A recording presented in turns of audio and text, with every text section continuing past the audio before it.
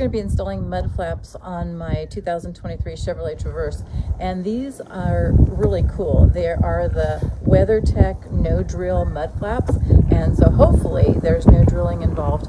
I purchased these off of realtrucks.com, and I was really happy with the purchase. The checkout was really easy. I was able to find what I needed really easily. The price was better than other places that I had checked out, so I only ended up paying $61.95. I had to get the front set and the back set, and then so total was like $131, no shipping, so that was really great. So we're going to go ahead and get started. So the one thing you want to make sure is that you realize there's two different sizes. So there was actually one order number for the front and one order number for the back. So you can also check, if you're not sure, you can just kind of check the numbers of your order, and it has the numbers up there as well. So let's go ahead and unbox this and see what's in here. These are for the back. And you can see that there's just two mud flaps. We'll go back. And then it comes with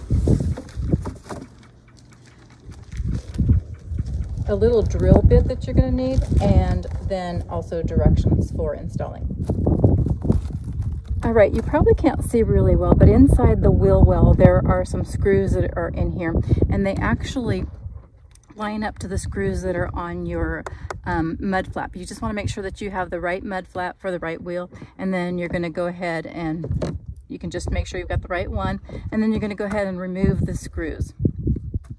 All right, so we have our wrench, and what we're going to try to do is we need to get this little bit on there. So what we need to do is make sure we have the little adapter pieces so that we can go ahead and put the bit at the end of that. And you could always use an electric screwdriver.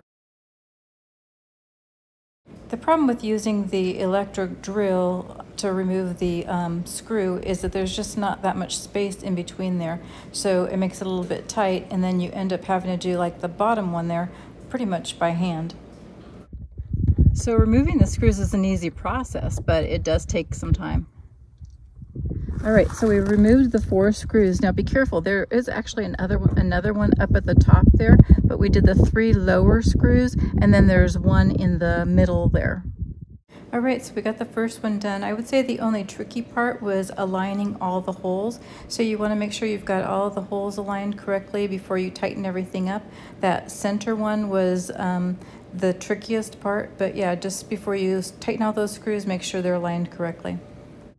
All right, so now we're getting ready to install the front mud flap. Now you can see there's only 3 screws that need to be removed here. It is actually smaller than the one we installed in the back, and there's only 3, well, there's actually 4 in the wheel well, but you only want to take out the 3 bottom ones. And you can see that the drill bit that comes with it is a different drill bit, so you want to make sure that you have the right bit, and it looks like it's a little smaller as well.